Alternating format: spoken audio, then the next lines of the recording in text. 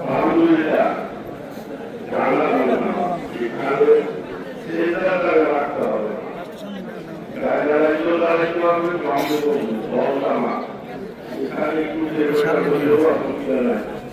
আপনারা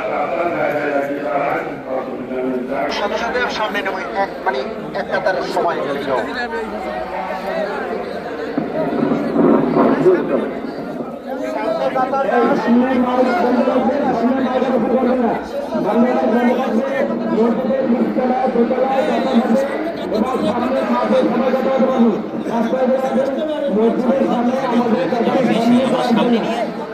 মাইক্রোফোন আমরা করবো আর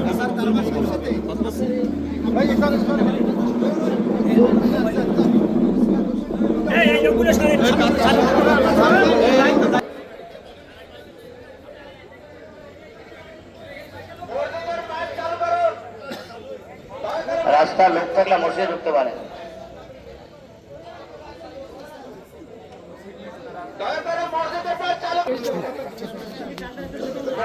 অন্য কোন আসো ওদিকে ভাই আচ্ছা পিছনে লোকগুলো ঠেকান না আপনার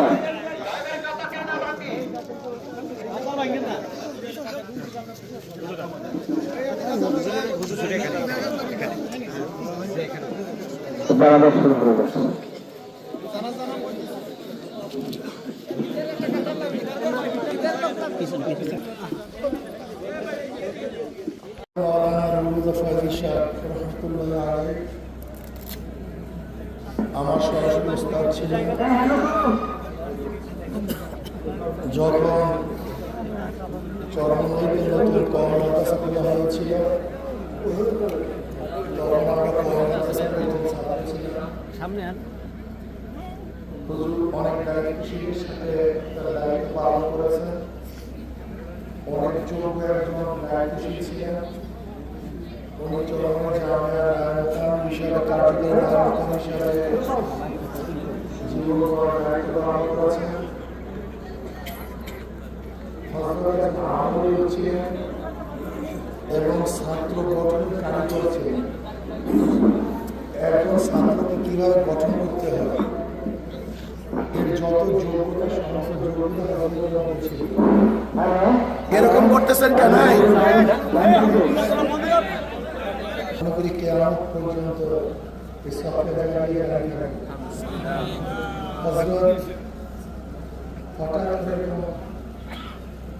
আমাদের থেকে বিদায় করবেন, আমাদের চিন্তা রাখতে পারি। আমি হুজুরের বাড়িতে থাকতাম, সেই 5 নম্বর রুম দোতলা হুজুর রুমে আমি ছিলাম, তার সহবতে ছিলাম, তার খেদমত করেছি আমি এক ছাত্র জীবনে।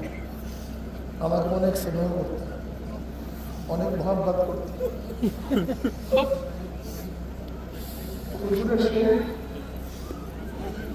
আমাদের কালী হুজুর